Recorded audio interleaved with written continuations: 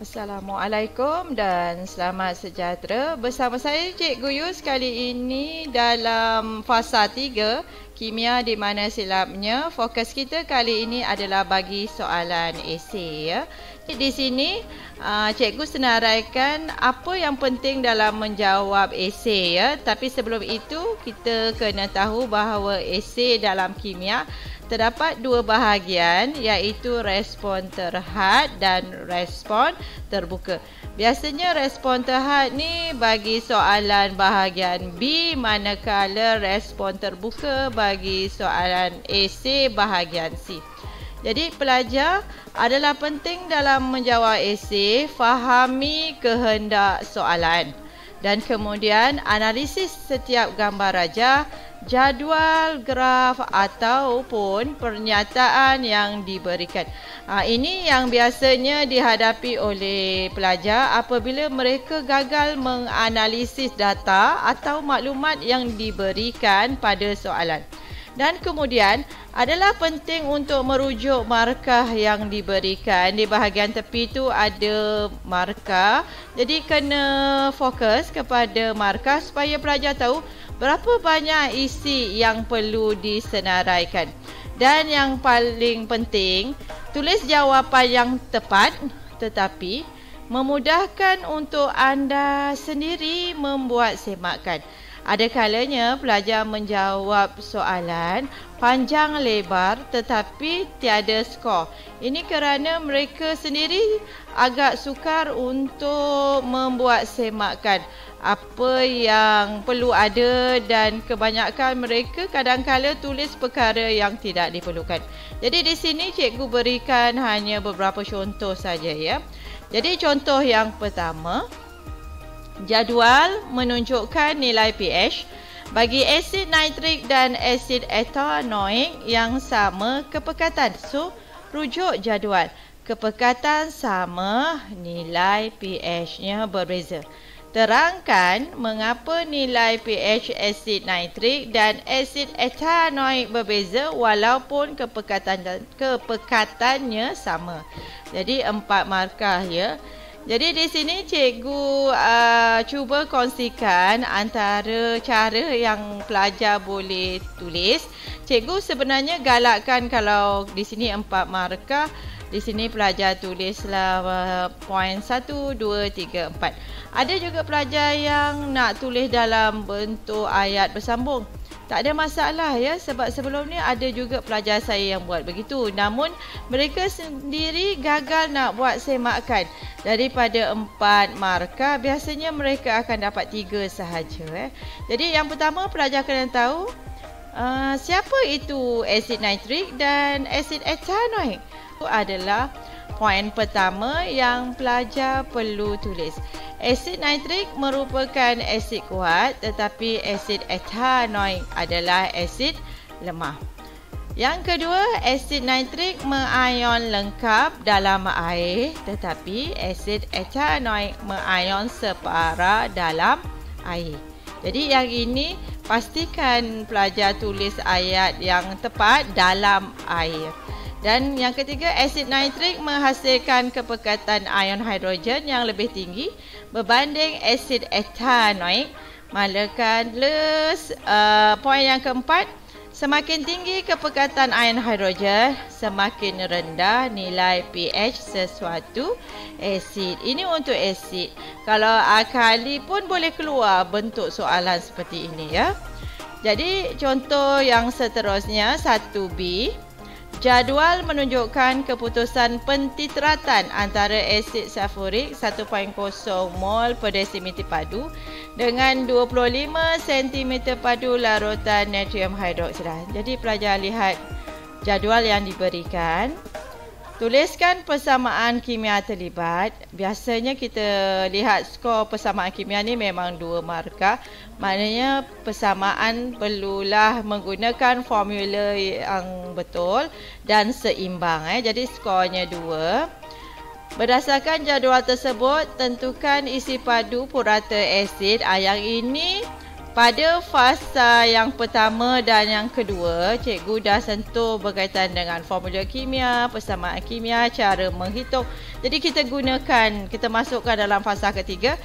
Dalam perhitungan, pastikan pelajar menunjukkan langkah yang betul. Jadi yang pertama, isi padu purata asid. Mesti ada unit. Okay.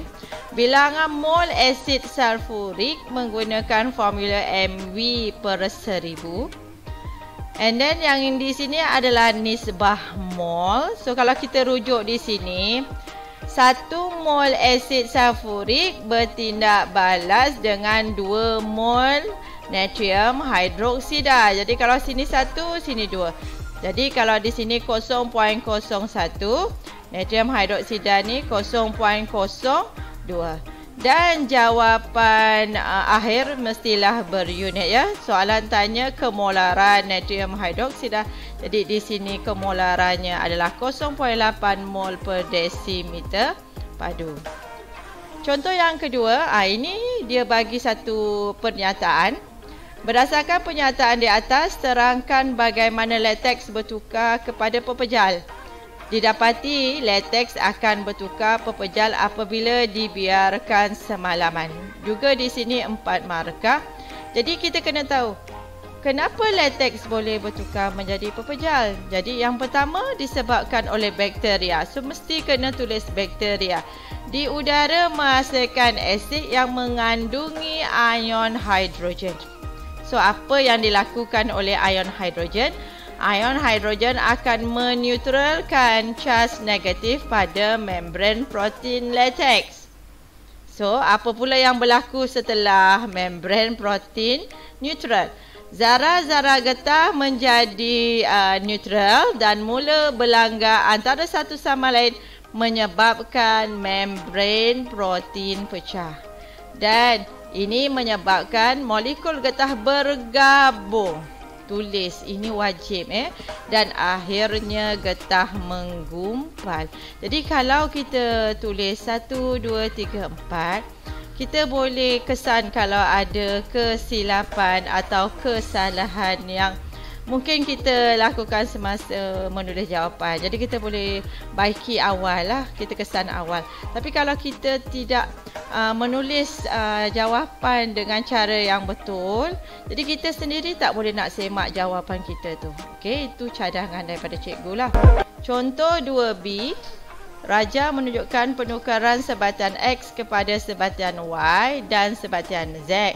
Sebatian X adalah cecair tidak berwarna yang boleh dihasilkan melalui penampaian glukosa. Jadi di sini ini ada sebatian X, ada sebatian Y, ada sebatian Z. Dan bila kita lihat di sini glukosa melalui proses penampaian. Glukosa ni kalau melalui proses penampaian dia akan menghasilkan alkohol iaitu etanol. Okey, dia akan menghasilkan etanol. Jadi kalau kita dah tahu di sini etanol, and then dia melalui proses pendehidratan, buang air, dia akan membentuk alkina.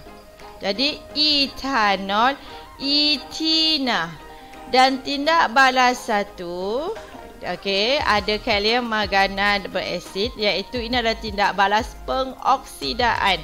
Jadi di sini etanol akan menjadi asid etanoik. Jadi pelajar, inilah cara kita menganalisis. Kemudian kita lihat soalan. Nyatakan nama bagi tindak balas 1. Tadi cikgu dah sebut ini adalah tindak balas pengoksidaan.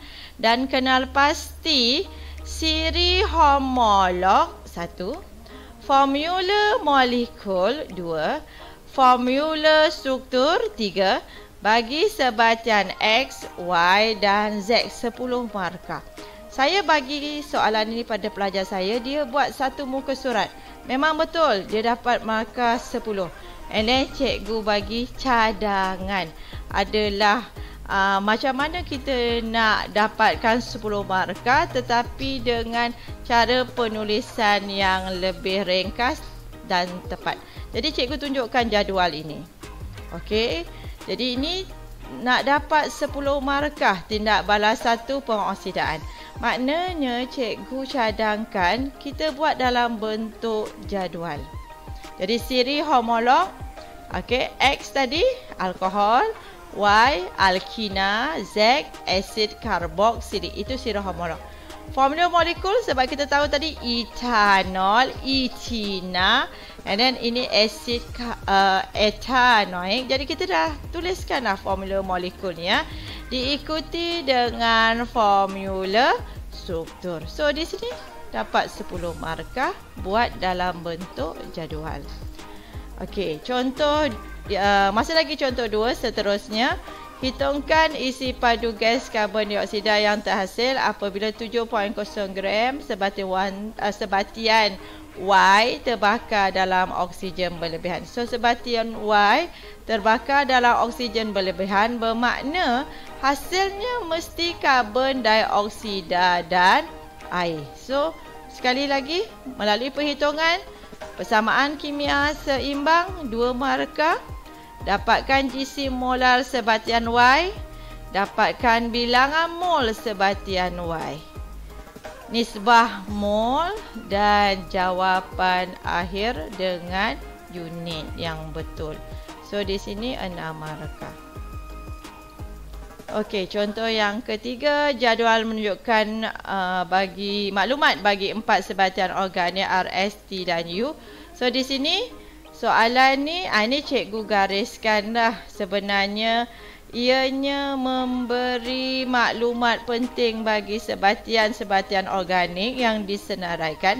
Yang pertama, menyah warnakan warna perang air bromin. Jadi kita kena tahu yang menyah warnakan warna perang air bromin ni datang daripada alkina. Tidak boleh menyah warnakan warna perang air bromin alkana. Jadi tulis kat sini alkina, alkana. Mempunyai 3 atom karbon. Okey. Jadi di sini yang ini 4 atom. Jadi kita kiralah met, et, prop, but. So yang di sini butina, butana. Okey, manakala T mempunyai 3 atom karbon. Larut dalam air. Bertindak balas dengan zinc. Dia boleh bertindak balas dengan zinc menghasilkan gas hidrogen. Maknanya di sini ini adalah asid karboksilik dan ada 3 atom karbon, met, et, prop. So asid propanoik. Dan sekali lagi mempunyai 3 atom karbon juga larut dalam air tapi bertindak balas dengan asid etanoik menghasilkan bau manis. Makna di sini berlakunya tindak balas pengesteran. Apakah bahan yang boleh bertindak balas dengan asid etanoik? Di sini adalah alkohol dan ada 3 atom karbon, met, et, prop. So di sini adalah propanol. Jadi soalannya sebab apa? Kebanyakan pelajar ya, kalau macam tadi pun cikgu tunjukkan soalan sebatian karbon. Sebab ada pelajar menganggap tajuk sebatian karbon ni agak sukar untuk dikuasai. Sedangkan kalau kita lihat di sini, sekali lagi cikgu memberi cadangan jawab dalam bentuk jadual. Okey, berdasarkan maklumat dalam jadual, tentukan formula molekul bagi sebatian R, S, T dan U. Nyatakan nama siri homolog bagi setiap sebatian. Nyatakan kumpulan berfungsi sebatian T dan sebatian U. Juga 10 markah. Jadi kita buat dalam bentuk jadual tak sampai 1/3 daripada muka surat jawapan esei itu kita telah mendapat markah 10. Okey, jadi pelajar bertindaklah secara bijak. Fikir bila nak jawab soalan, pastikan anda menulis jawapan yang tepat. Okey, jadi di sinilah. Ini contohnya. Okey, jadi pelajar boleh untuk kumpulan berfungsi, ada pelajar nak di sini dia kata nyatakan. Jadi pelajar boleh tulis karboksil atau pelajar boleh guna simbol COOH. Sama juga dengan U, hidroksil ataupun OH. Okey, jadi ini sebab di sini nyatakan kumpulan. Kalau nyatakan nama siri homolog, so kena bagi nama alkina, alkana, asid karboksilik, alkohol. Jangan bagi formula ARM ya, itu salah dia minta nama siri homolog. Okey, ni kan kadang ada pelajar yang keliru dengan formula ARM dengan siri homolog. Okey, yang seterusnya, ini pun kita lihat sekali lagi maknanya dalam soalan esei pun ada soalan perhitungan. Jadi pelajar kena pastikan perhitungan tu tepat. Kedua-dua sebatian R dan S terbakar menghasilkan nyalaan berjelaga. Sebab kita tahu tadi alkana, alkina. Tentukan sebatian yang manakah menghasilkan lebih jelaga. Terangkan jawapan anda. Terangkan jawapan anda ini, anda kena pastikan anda mengira peratus karbon bagi setiap sebatian. Jadi yang pertama, kita kena tentukan yang mana lebih berjelaga. Kadang-kadang pelajar nak tulis yang mana lebih berjelaga ni di bahagian bawah. Tak ada masalah. Okey, jadi pastikan kita ada yang mana lebih berjelaga. Sebatian, katakan di sini sebatian R lebih berjelaga berbandingan S. Kira peratus karbon dalam setiap sebatian. Pastikan betul. Okey, ada peratus. Dan kita buat satu kesimpulan di sini. Kenapa sebatian R lebih berjelaga? Sebab peratus karbon mengikut jisimnya lebih tinggi. Jadi kena tulislah. Okey, pelajar, kita tulis dengan tepat. Jadi kalau cikgu yang memeriksa kertas jawapan pelajar tu, cikgu akan okey, pelajar ni sebenarnya faham. Memang faham bagaimana nak jawab soalan, bukan main agak-agak je. Okey, contoh yang seterusnya, persamaan kimia bagi pembakaran sebatian S. 2 markah, samalah. Formula kimia betul dan seimbang. Ada pelajar dia kata dia nak tulis dalam bentuk pecahan. Okey, 13/2. Boleh, tapi pastikanlah. Okey ni. Jadi kalau 13/2, sini C4S10 tambah 13 bahagi 2. Okey, jadi oksigen O2 menghasilkan kat sini berapa? 4 mol karbon dioksida tambah 5 mol air. So ini 1 mol, ini 13/2, ini 4 mol, ini 5 mol pun boleh. Tak ada masalah kalau nak tulis dalam bentuk pecahan. Okey, sebatian U boleh membentuk 2 isomer. Lukis formula struktur isomer dan namakan. Formula betul, nama betul. So ada 2. Okey, jadi tulis formula struktur, lukis formula struktur dan namakan isomer. Okey. Seterusnya contoh yang keempat. Rajah menunjukkan tindak balas yang berlaku dalam suatu sel voltan menggunakan pita magnesium dan kepingan kuprum sebagai elektrod. Berdasarkan rajah, terangkan bagaimana arus elektrik terhasil. So kalau fasa yang kedua, cikgu ada terangkan berkaitan dengan elektrolisis dan juga sel kimia. Jadi pelajar kena tahu. Okey, di sini yang paling penting pelajar tentukan terminal negatif, terminal positif. Jadi soalan minta kita terangkan bagaimana arus elektrik terhasil. So di sini magnesium, macam tadi cikgu kata, mesti kita tentukan yang mana bertindak sebagai terminal negatif dan terminal positif. Kenapa magnesium bertindak sebagai terminal negatif? Kerana magnesium lebih elektropositif. Okey, lebih elektropositif. And then ini menyebabkan atom magnesium melepaskan elektron membentuk ion magnesium 2+. Elektron mengalir dari kepingan magnesium ke kepingan kuprum. Dan ion hidrogen dari elektrolit menerima elektron membentuk molekul hidrogen. Bila pelajar terangkan dengan jelas, satu persatu ni pelajar akan senaraikan. Dan kemudian soalan 4B, zinc boleh menyesarkan kuprum daripada larutan kuprum 2 sulfat. Berikan satu alasan, satu markah dan tuliskan persamaan kimia. Jadi di sini persamaan kimia memang ada 2. Okey, saya tak mau komen banyak berkaitan dengan persamaan kimia.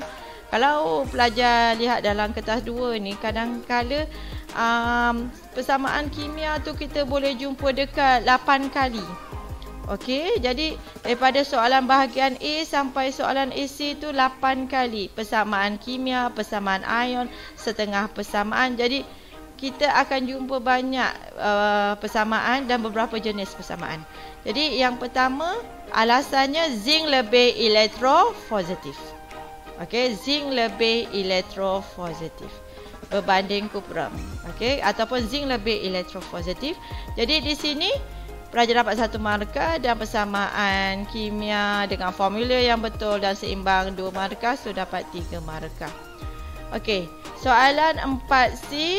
Di sini kita ada berapa sel elektrolisis menggunakan elektrolit.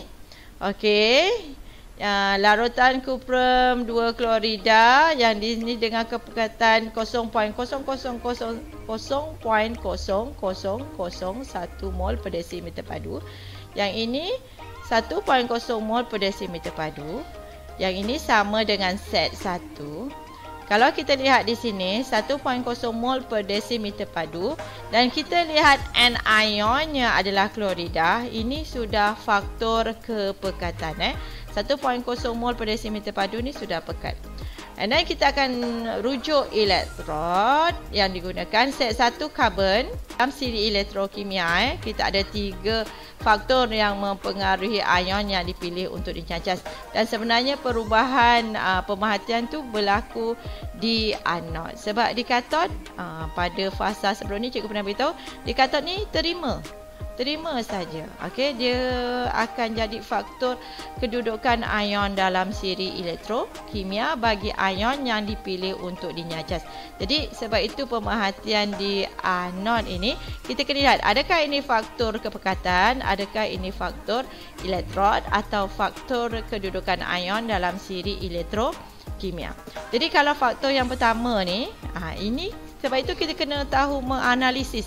Ini adalah faktor kedudukan ion dalam siri elektrokimia. And then kalau sel elektrolisis yang kedua, gas berwarna kuning kehijauan. Ini faktor kepekatan. Apa inference di sini? Pelajar kena tulis apa inference. Okey. Kalau warna kuning kehijauan ni apa? Okey, di sini sepatutnya klorin. Okey, klorin. Di sini gas oksigen. Dan untuk sel elektrolisis yang ketiga menggunakan elektrod kuprum. Jadi ini adalah faktor elektrod. Jadi kita perhatikan anod semakin menipis. So maknanya di sini kuprum mengion. Kuprum mengion. Okey, jadi kita lihat. Okey, berdasarkan jadual, terangkan mengapa terdapat perbezaan pemerhatian di anod dan di katod bagi sel 1 dan sel 2 and then sel 1 dan sel 3. Sebab itu tadi kita perlu menganalisis. Jadi kalau kita menganalisis sel 1, kepekatan sel 1, okey, pada sel 1 dan sel 2 kita dapati kepekatan sel 2 lebih tinggi. So di sini pelajar kena tulis perbezaan yang sepadan baru dapat skor 1. Okey. Di sel 1 ion hidroksida dipilih untuk dinyacas. Di sel 2 ion klorida dipilih untuk dinyacas. Jadi poin yang kedua. Kenapa ion hidroksida dipilih untuk dinyacas? Dan di sini dalam sel 2 mengapa ion klorida dipilih untuk dinyacas? Poin yang ketiga. Dan apakah hasil di anod itu? Apakah gas yang tidak berwarna, apakah gas berwarna kuning kehijauan tadi? So itu adalah yang perlu pelajar tulis dalam perbezaan perbezaan, sebab di sini jelas mengapa terdapat perbezaan dalam pemerhatian. Jadi pemerhatian tadi berdasarkan kepada jadual yang diberikan pada soalan awal-awal tadi. Jadi pada sel 1 dan 3 pun sama. Sel 1 menggunakan elektrod karbon. Sel 3 gunakan elektrod kuprum. Pelajar nampak tadi ditulis dalam jadual. Jadi tulis balik. Sel 1 ion hidroksida dipilih untuk dinyacas. Sebab apa kita tulis ni?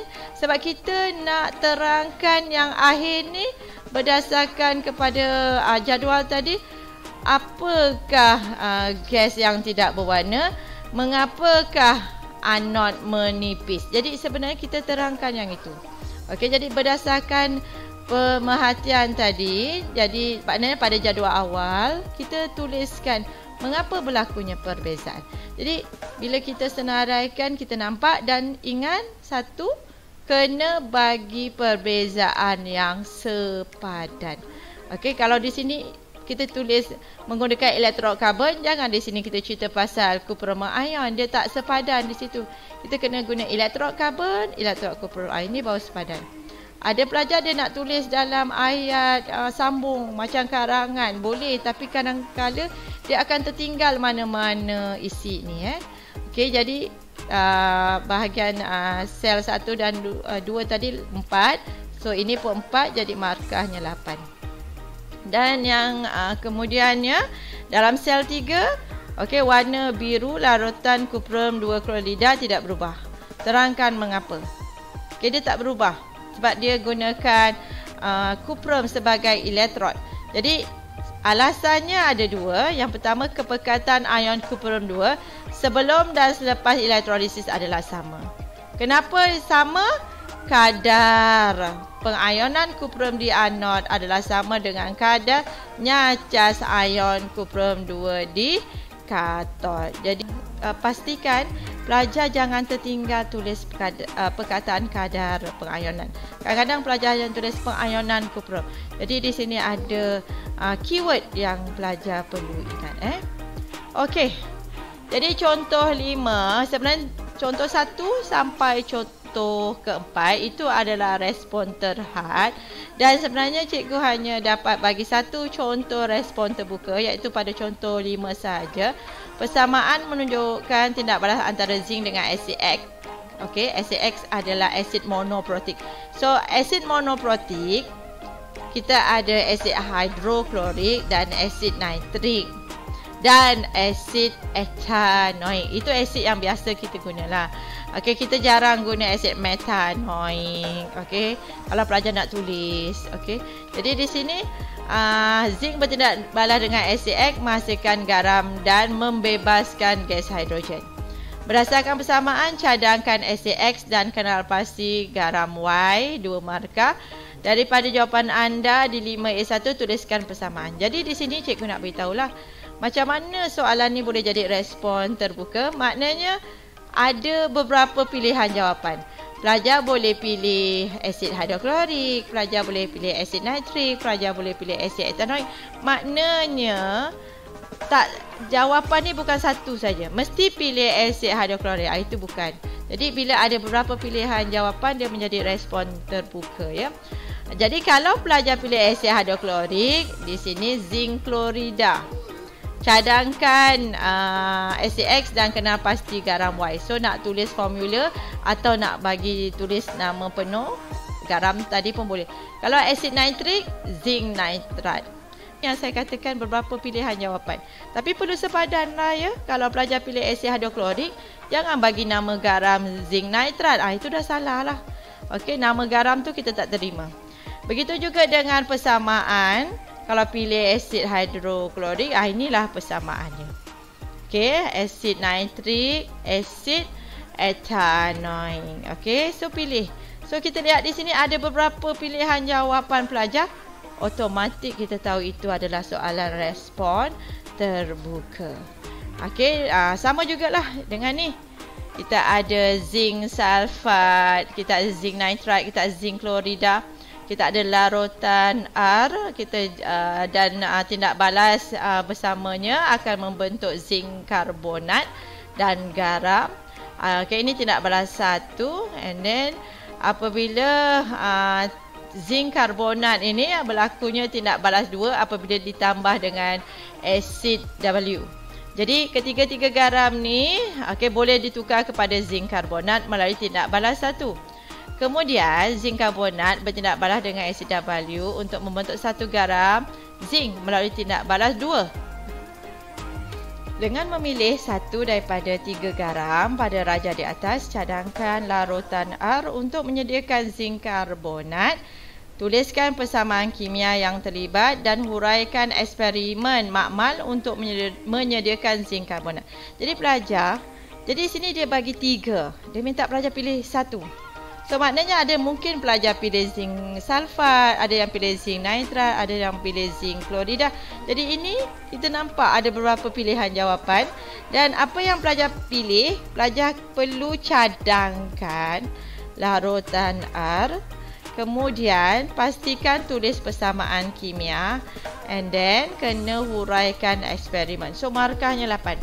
Jadi ini cadangan Katakanlah pelajar pilih larutan R tu natrium karbonat boleh, kalium karbonat boleh, amonium karbonat boleh. Kenapa? Sebab semua karbonat tidak larut dalam air kecuali apabila dia bergabung dengan natrium, kalium, amonium. Jadi kena balik semula kepada tajuk garam yang larut dan tak terlarutkan Jadi and then bila pelajar pilih, cikgu bagi satu contoh sajalah. Katakan pelajar pilih natrium karbonat. Jadi persamaan kimia untuk natrium karbonat ni 1 markah, ini 1 markah. Ini pilih 1. Kalau kalium karbonat, di sini kalium karbonat ataupun amonium karbonat Jadi pelajar kena tahu pilihan ni. Cikgu ambil contoh, cikgu pilih natrium karbonat. Okey. Katakan di sini cikgu pilih natrium karbonat. Jadi kita tulis prosedurnya seperti yang diminta pada soalan lah. Okey.